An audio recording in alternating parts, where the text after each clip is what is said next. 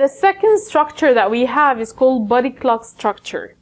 Body clock here, a body is like a friend, okay, and clock, when you want to ask for the time. And body clock structure is like this. I'm going to have my own paper, and I'm going to draw a clock in it. And it's like 12, 1, 2, 3, and 4, and so on. And every student is going to be doing like this. I'm talking now like I'm a student. So every student is like this.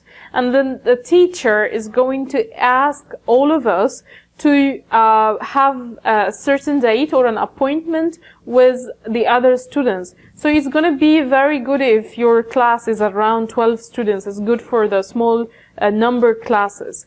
And I'm going to have, for example, Muhammad, he's meeting me at 12 o'clock. So I write his name on my 12 o'clock, and he's going to write my name on his clock. So he's going to write a meeting Basma at 12 o'clock. And we cannot have any other person at the same time. So for example, if Amira comes and tells me, are you free at 12 o'clock? I'll tell her, no, I'm sorry, I'm meeting Muhammad. So how about 1 o'clock? And she'll say yes. So I write her name, and she writes my name on 1 o'clock. And then we have, for example, Peter is asking me, are you free at 1? I'll tell him, no, I'm meeting Amira. And how about 12? No, I'm meeting Muhammad. So how about 6? Well, okay, I'm free at 6. So I write Peter at my paper, and he writes Basma at his paper. So what will happen after that? We keep this paper for the whole course or the whole term together.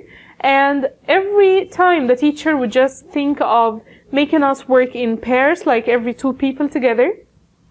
So this week, for example, Muhammad is going to work with Basma. So she will just say, you can go and sit with your buddy, your meeting at 12 o'clock. So I will check my clock, and I find that I have Muhammad at 12. So I'm going to go and sit with Muhammad. So this way she doesn't have, or the teacher doesn't have to divide us all over again. And in the next class, she wants us to sit in pairs again in a certain activity. So she will just say, okay, go and meet your friend you have an appointment with at 6 o'clock. So I'll check my paper, and I'll find that I'm meeting Peter at 6 o'clock. So and Peter will check his, and he'll find Basma. So we'll just go, like in 1 minute, everybody just checks the clock, and then they go and sit with their friend.